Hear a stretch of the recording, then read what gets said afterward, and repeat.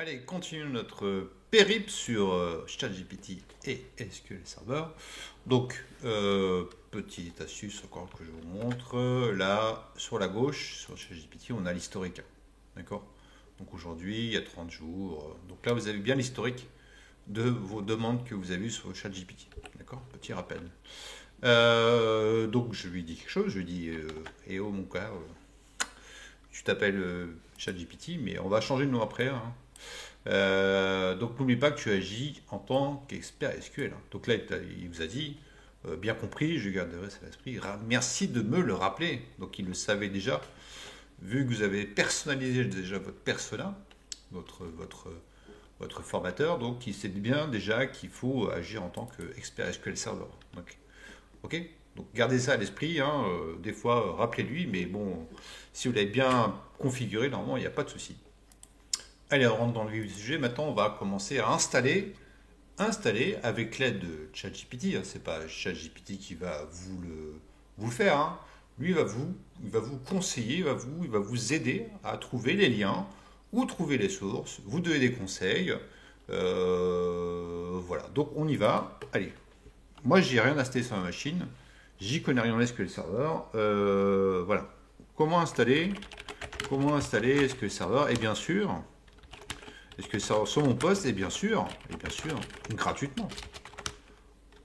Et gratuitement, bien sûr, parce qu'on ne va pas payer. Coûte cher maintenant. Avec l'inflation et tout ce qui suit, on va essayer de demander à ChatGPT d'avoir une formation pas chère avec des outils gratuits. Donc là, ça serait vraiment le top. Donc là, il commence à me dire pas mal de choses. Il me dit pour installer SQL Server gratuitement, c'est important. Vous pouvez utiliser la version développeur. D'accord. Développeur édition. Alors ça, il a raison, hein. Moi, je surveille, hein, on va dire. Bien sûr que la version édition et développeur est bien sûr gratuite sur SQL. C'est une des grandes forces sur SQL Server chez Microsoft, c'est qu'on peut se former gratuitement avec les outils fournis à disposition par Microsoft. Alors qu'est-ce qu'il vous dit? Il vous dit cliquez sur le lien de téléchargement, hein, du Microsoft. On lance le téléchargement, on exécute le fichier, l'authentification. Donc on va peaufiner tout ça parce que là il vous dit plein de textes. Mais bon, voilà. Donc son niveau de confiance, comme je vous le disais tout à l'heure, est élevé, hein. Donc ça veut dire qu'il est pratiquement sûr à 98% de ce qu'il dit, hein. Donc ce qu'il vous dit, c'est la vérité, quoi. Donc là, on va titiller un peu, si vous suivez les instructions à l'écran pour sélectionner les composants. Donc là, moi je connais très bien SQL Server, donc là on va approfondir la chose, hein, parce qu'on ne va pas suivre juste les instructions, on va détailler ce qu'on installe. D'accord. C'est le but du jeu. C'est que pas vous fassiez suivant. Il faut vraiment que vous compreniez ce que vous installez. D'accord. Donc là, on va titiller un peu ChatGPT, on va lui poser des questions, mais pourquoi installer ci, pourquoi installer ça, d'accord. Donc première chose qui me chagrine déjà, c'est que ça marche pas à télécharger, je clique dessus, voilà. Je lui dis, hein, les liens, le lien que tu me donnes, ne marche pas, quoi. Ne marche pas, ne marche pas. Elle va passer beaucoup de temps à s'excuser, hein. Vous allez voir, au début c'est un peu compliqué, il faut qu'il se mette en route.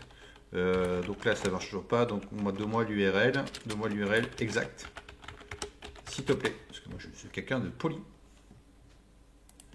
là c'est magnifique, il me donne le lien pardon, complet, donc je vais faire un copier-coller et je vais lancer le lien. Donc là on est bon, on arrive sur la page SQL Server, d'accord. Donc on arrive sur la page Microsoft, pour tout ce qui est SQL Server. Donc là on y est, SQL Server sur Azure, sur site, en périphérie. On s'en fout pour l'instant, on s'en fiche. On va télécharger sur votre poste la version développeur. D'accord. Donc la version développeur, ça vous permet d'avoir l'intégralité des fonctionnalités de SQL Server, même la version professionnelle, par exemple, de version gratuite. Bien sûr, cette version, il ne faut pas l'installer en production, parce que sinon vous allez avoir des problèmes. Ok. Surtout lors des audits. Et je peux vous dire que j'ai des anecdotes là-dessus. Donc je lance la version développeur édition 2022, la dernière, donc de base. Elle en fait de base. Je fais accepter. Bon, là je fais suivant. Là je fais installer. Donc là, On voit que l'installation, moi j'ai la fibre, donc c'est assez rapide. J'ai la chance d'avoir la fibre. Donc on installe pour l'instant la version développeur édition. Je fais une petite pause dans la vidéo, hein, pour pas que vous voyez l'écran, c'est pas très intéressant. Donc je fais une toute petite pause. Donc là on a le message de succès. L'installation c'est correctement terminé. D'accord. Donc la version 16, en fait la version 16 chez Microsoft SQL Server, c'est la version 2022. Ok. Et ce sera pratiquement le même type d'installation sur les versions qui vont suivre. D'accord. Donc tout se fera maintenant automatiquement. Donc je vais cliquer sur installer SSMS. Je l'ai déjà. Je vais faire. Bien sûr, on va le voir après. SSMS, il n'y a pas de souci. Donc se connecter maintenant. Donc ça, si vous faites se connecter maintenant, c'est la version Core en fait. Hein. C'est la version, on va dire, CMD, version Core. C'est la version ligne de commande. D'accord. Donc ça, on ne va pas l'utiliser. Et on a installé SSMS. On va voir ça après. Ok. Donc j'ai installé SQL maintenant sur mon poste de travail et je voulais vous montrer, si vous faites rechercher ici, si vous avez un poste sur Windows, vous tapez service, donc c'est les services système, d'accord, qui sont installés sur votre poste. Ok. Donc je vais faire, je vois ici que j'ai SQL Server qui est installé sur mon poste. D'accord. Donc là j'ai deux instances. Hein. Une instance sur SQL Server, c'est une installation. Donc ici j'ai bien ici ma version qui est installée et elle est en cours d'exécution. Donc j'ai bien installé SQL Server sur mon poste. Alors là je vais poser la question à monsieur ChatGPT pour vérifier ce que je dis, comment savoir si SQL est bien installé sur mon poste. Donc s'il est bien installé, ouvrez le menu démarrer Windows, recherchez SQL Server, donc je vais faire rechercher. Je fais rechercher, clic droit rechercher et je vais taper SQL Server. Je vais faire comme il me dit. Je vais faire bêtement ce qu'il me dit. Donc SQL Server, vous devrez avoir des résultats pertinents comme SQL Server, Management Studio ou d'autres outils liés à SQL Server. Donc on voit qu'ici qu'on a pas mal de choses quand on tape SQL Server. Ça c'est Management Studio, on va voir ça après. On a le profiler qui est installé, on voit qu'il y a pas mal de choses sur SQL Server qui ont été installées, d'accord, le gestionnaire de configuration SQL Server 2022, etc., etc. Ok. Donc on a vu nous dans les services, donc là il vous dit aussi dans les programmes, hein, vous cherchez programme